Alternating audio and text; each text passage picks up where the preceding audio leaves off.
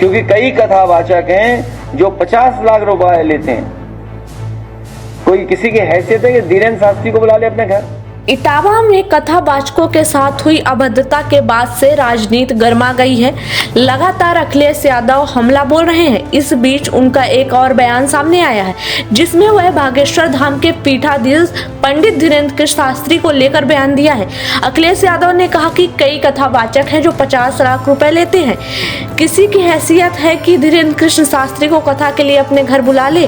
वह fees under table लेते हैं, पता लगवा लीजिए।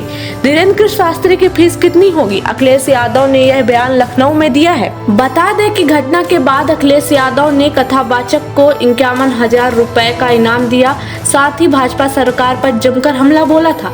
उन्होंने कहा था कि इटावा के बकेवर इलाके में दनादनपुर गांव में भगवत कथा के दौरान कथावाचक और उनके सहायकों की जाति पूछने पर पीडीए की एक जाति बताने पर कुछ वर्षवादी और प्रभुत्ववादी लोगों ने साथ अभद्र व्यवहार करते हुए उसके बाल कटवाए, नाक रगड़वाई और इलाके में शुद्धि कराई। आइए बताते हैं पूरा मामला।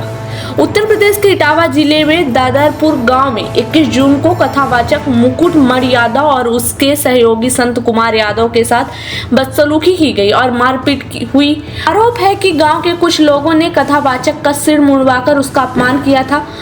उस पर गांव को अपवित्र करने का आरोप लगाया था। इसके बाद 26 जून को अहिर रेजिमेंट और अन्य ने गांव में प्रदर्शन किया। इस दौरान पुलिस पर पथराव हुआ, पुलिस वाहनों को नुकसान पहुंचाया गया। और जो घटना हुई इटावा में, जो कथावाचकों को मैंने बुलाया, वो मैंने इसलिए बुलाया कि समाज में दूरियां ना हो। उस गांव में पहले भी ये यादवी कथा करके गए हैं, आप पता करवा लेना। आप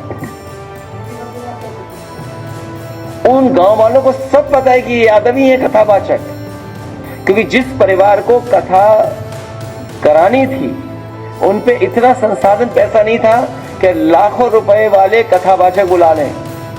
क्योंकि कई कथावाचक हैं जो 50 लाख रुपए लेते हैं।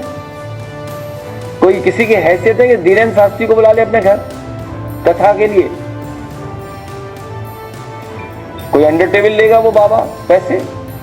आप पता करवा लीजिए, अंडर टेबल नहीं लेते हैं वो धीरेन्द्र शास्त्री। क्या कथावाचने की पता कितनी कीमत होगी उनकी? फ्री थोड़े नहीं। तो ये यादव लोग कथा कहते, तो कथा तो हर समाज के लोग कह रहे हैं। बड़ी संख्या में जो गैर बरादरियां हैं, सब बरादरी करती कथा। तो क्योंकि ये परिवार गरीब था तो इन्हें सस्ते में कथावाचक मिल गए, वो हमारे समाज के।